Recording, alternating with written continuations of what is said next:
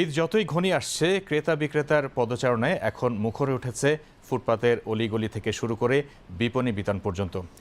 ঈদের দিনটিতে নিজের পাশাপাশি প্রিয়জনকে নতুন পোশাকে সাজাতে সর্বত্রই তাই এখন এই ব্যস্ততা।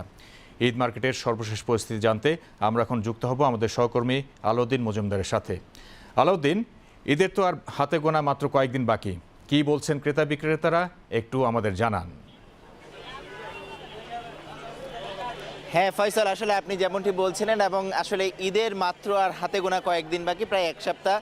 এবং মানুষ আসলে ঈদের দিনটিকে নিজেকে যেমন সাজাতে চায়, ঠিক তেমন পরিজনের ছোটোখাটো যে সদস্যগুলো আছে তাদেরকেও আসলে নতুন জিনিস দিতে চায় এবং প্রত্যেকে আসলে নিজেদের পাশাপাশি প্রত্যেকেই পোশাক পরিচ্ছদ নিয়ে সব কিছু নিয়ে একটু ভিন্নভাবে এই ঈদটি আসলে উদযাপন করতে চায়।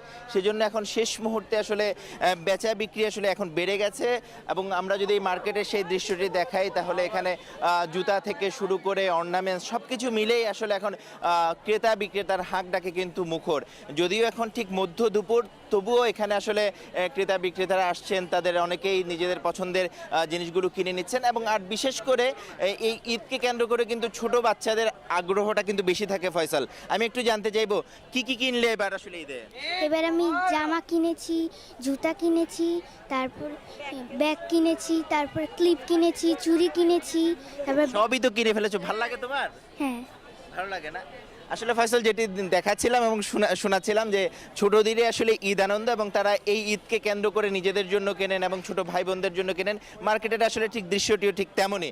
এবং ক্রেতারাও কিন্তু আসলে এখানে তারা তাদের যারা আছেন বিক্রেতারা ক্রেতাদের চাহিদা পূরণ করার জন্য কিন্তু একেবারেই চাহিদা অনুযায়ী আসলে মধ্যবিত্ত থেকে নিম্নবিত্ত এবং উচ্চবিত্ত সকল চাহিদাই পূরণ করতে চান। আমি একটু একজন বিক্রেতা থেকে শুনতে চাইবো যে আসলে আপনারা কি কি জিনিস রাখলেন এবার ঈদ উপলক্ষে? আসসালামু আলাইকুম ভাইয়া। হ্যাঁ, আলহামদুলিল্লাহ ভাইয়া, আমরা আগের বার গত তুলনায় বিগত 3-4 বছর যেই সব আইটেম বিক্রি করি নাই, এই বছর আলহামদুলিল্লাহ এটা ভালো কিছু উন্নত মানের জিনিস বিক্রি করতেছি।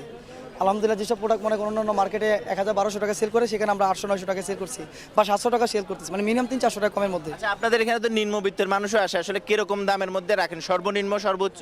আলহামদুলিল্লাহ আমাদের 150 টাকা শুরু করে, নর্মালি হলে আপনার স্লিপার 400 টাকা স্লিপারও আছে, যেগুলো আপনার অন্যান্য মার্কেটে কিনতে গেলেও 600-700 টাকা লাগবে। তো সেই দিক দিয়ে আমরা 150 টাকা জুতা থেকে 450 টাকা স্লিপার রেখেছি আর কি। ফয়সাল, আসলে যেমনটি শোনালাম যে একটু যদি ফুটপাতে যাওয়া যায় তাহলে সেখানে দাম কিছু কম থাকে এবং তারা আসলে নিম্নবিত্ত এবং মধ্যবিত্তদেরকে আসলে টার্গেট করে সেই যোগানগুলো রাখেন। এবং আমরা এসে যেটি দেখতে পেরেছি, যোগানও ঠিক সেভাবেই তারা রেখেছেন সকলের চাহিদা পূরণ করার জন্য। ফয়সাল, আমি আরেকটু আপনাকে দেখাতে চাইবো যে আসলে বিশেষ করে এই ঈদ উৎসবগুলিতে নারীদের একটি চাহিদা থাকে, ঠিক নারীদের সেই চাহিদাটি পূরণ করার জন্য কিন্তু তারা অর্নামেন্টসের দোকানগুলোতে আসে। আমি একটু কিছু আপুর সাথে কথা বলবো। আপু, একটু এদিকে যদি ফিরতেন, আমি একটু কেমন ঈদে কি কি কিনতে আসছেন?